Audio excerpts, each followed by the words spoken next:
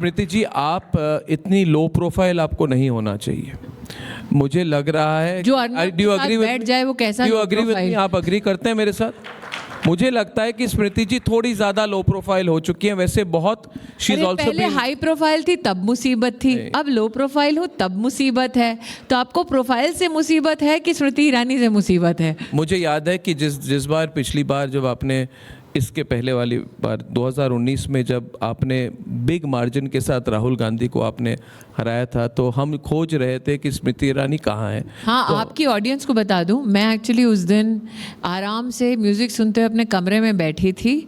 मैं किसी से मिल नहीं रही थी, मुझे आके बताया जा रहा था काउंटिंग में क्या हो रहा था, क्योंकि मैंने कहा मैंने अपना काम कर दिया, अब जब आएगा परिणाम तब देखी जाएगी। शायद मिस्टर गांधी का कोई प्रेस कॉन्फ्रेंस हुआ, अचानक फ़ोन पे चिल्लाते हुए मुझे अर्नब गोस्वामी सुनाई दिए कि आप कैसे चुपचाप बैठ सकती हैं, हिस्टोरिकल मोमेंट है। मैंने कहा भैया काउंटिंग तो होने दो। उन्होंने कहा काउंटिंग छोड़िए, सामने से व्यक्ति ने कंसीड कर लिया है। तो मुझे सौभाग्य प्राप्त हुआ है चिल्लाते हुए अर्नब गोस्वामी की आवाज़ फ़ोन पे सुनने का। नहीं, मुझे लगता है कि देखिए आपने ग्लोबल लेवल पर बहुत काम किया है, और मैं ऑडियंस को कहना चाहता हूँ कि ग्लोबल लेवल पर ग्लोबल ऑर्गेनाइजेशंस के साथ, मिडिल ईस्ट हो अमेरिका हो, आपने बहुत काम किया है बिहाइंड द सीन्स पिछले ट्रेडर्स ऑर्गेनाइजेशंस के साथ पिछले 10 महीनों में। एक आप अगर इसको साझा तरीके से समझा सकें कि आपको जितनी आपने ग्लोबल ट्रैवल्स की, आप देश का नाम ना लें, मगर भारत के खिलाफ किस तरह की षड्यंत्र हो रही है, क्योंकि मैं अगर षड्यंत्र के बारे में कहूं तो बाकी मीडिया वाले कहते हैं कि Arnab Goswami is a conspiracy theorist. क्या हमारे खिलाफ षड्यंत्र है, और अगर है तो उसके 2-3 पहलू आप अगर हमारे साथ शेयर करें without naming countries, so that we are aware, so that the younger generation is more aware of what's going on. Firstly, to ensure that what I'm about to say doesn't get convoluted Right. and get trapped in the narrative of conspiracy, आप disclaimer let us no because you want to speak to the younger generation. I want to, yes, I want. And the younger generation, Arnab, will judge us on facts Yes. and not on rhetoric. जी. So what are the facts? That India is the largest consumption economy in the world. That's true. That India's demography is dominated by youthful energy. Yes. That India is one of those very rare countries, in fact the only one, which is a bridge between the global north and the global south. Yes, yes. We understand the institutions of the global north. That's true. We understand the challenges of the global south. And now India presents itself as the bridge between two geographies. आप हिमाकत देखिए जब मैं ये बोलती हूँ। मेरा, आप राष्ट्र का नाम नहीं लेना चाहते वो उचित है, क्योंकि कई राष्ट्रों के साथ वर्तमान में सरकार की, नहीं, मैं एक बहुत ही अनुभवी पॉलिटिशियन हूँ, मैं जानती हूँ मेरी सरकार आज कई राष्ट्रों के साथ कई मुद्दों पर वार्ता कर रही है। लेकिन मैंने ये भी देखा कि एक लोगों को गलत फहमी है कि दुनिया की सबसे ज़्यादा चुनौतियाँ महिलाओं की वो भारत में हैं। दूसरा, उनको ये गलत फहमी है कि दुनिया की सबसे ज़्यादा गरीबी भारत में है। तीसरा, उनको ये गलत फहमी है कि दुनिया में सबसे ज़्यादा जो अधीन हैं वो भारत में है। उन्हें इस बात को सुनकर मेरी बात कर्कश लगती है कानों में, जब मैं कहती हूँ कि हिंदुस्तानी औरत ना मजबूर है, ना किसी पर इतनी असहाय रूप से डिपेंडेंट है कि वो कामकाजी औरत है। ये सुन के कई बार लोग, the sheer number of people in our country, स्तब्ध रह जाते हैं। प्रधानमंत्री मोदी ने 25 करोड़ लोगों को गरीबी से उभारा।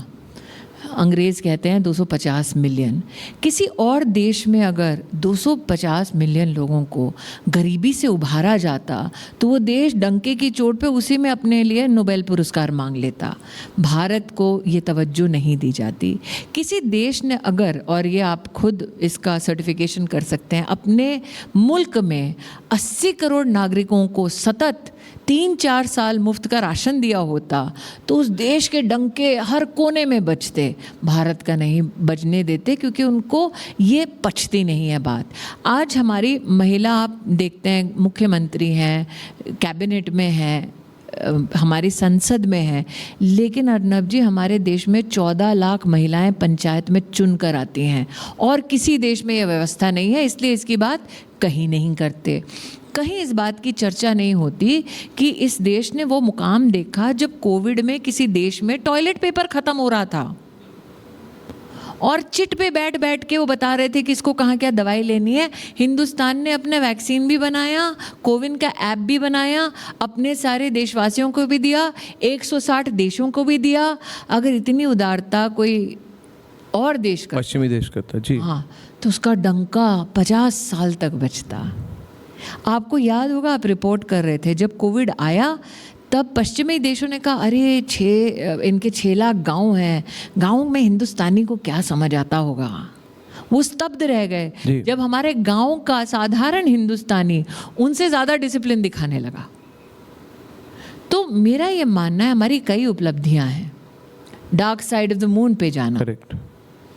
Today we are the largest digital financial transactional platforms and ecosystems in the world. That's true.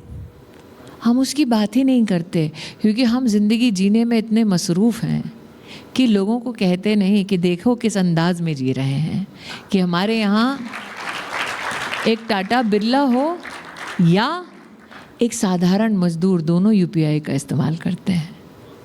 तो हमने ये कभी बोला नहीं कि हमने 10 साल में 50 करोड़ लोगों का बैंक का खाता पहली बार खुलते देखा है।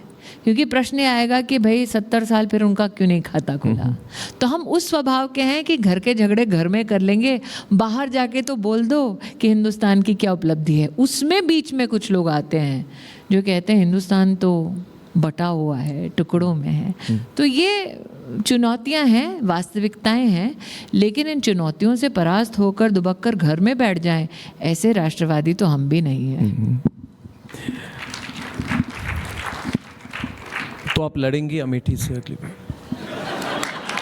नहीं, मैं ये सवाल पूछ रहा हूँ क्योंकि एक मिनट सवाल मुझे 19 में भी किया था, 24 में भी किया था। जैसे आपने षड्यंत्र वाले सवाल पर बहुत लंबा चौड़ा रिप्लाई दिया, मगर आप उल्टी तरफ आ गई। मैं तो सीधे उसी पे आ रहा हूँ क्योंकि आपने मुझे 19 में पूछा, आपने मुझे 24 में पूछा। दोनों वक्त मेरा जवाब था कि मैं कहाँ से क्या करूंगी वो पार्टी निर्धारित करती है। नहीं, वो सब तो औपचारिक बात है। नहीं, औपचारिक नहीं, हकीकत है भाई। मन क्या मैं कहता है? उन आपकी मन की बात क्या है? नहीं, उन आपकी मन एक्टर्स की में से बात नहीं हूँ जिसने सत्ता की गली में पैर रखा था। मैं मुख्यतः तब भाजपा से जुड़ी जब भाजपा ने सत्ता खोई थी। स्मृति जी, आप ये भूल गई हैं कि आप मेरे साथ बैठी हुई हैं। हाँ, और मैं कोई दूसरा साधारण एंकर भी नहीं हूँ। और आप भूल गए कि आप मेरे साथ बैठे हैं। नहीं, देखिए आज बहुत आसान है, प्लेटफॉर्म मिले, अर्नब गोस्वामी जैसा एडिटर मिले तो कोई भी ठहाके मार के कह देता है मुझे ये चाहिए।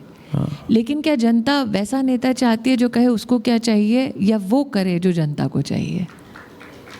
तो मेरी पार्टी मुझे कहाँ से क्या किस रूप में प्रस्तुत करेगी ये मैं नहीं जानती। दूसरी तरीके से सवाल को हाँ, किसी भी तरीके से कीजिए। नहीं, जितना मीडिया का आपका अनुभव है उतना मेरा भी है। देखिए जब ये न्यूज़, ब्रेकिंग न्यूज़ आई 1 हफ्ते पहले कि स्मृति जी तुलसी के रूप में वापस आएंगी टेलीविजन पर, देखिए स्मृति जी, कांग्रेस खुश हो गई। राहत की सांस उनकी थी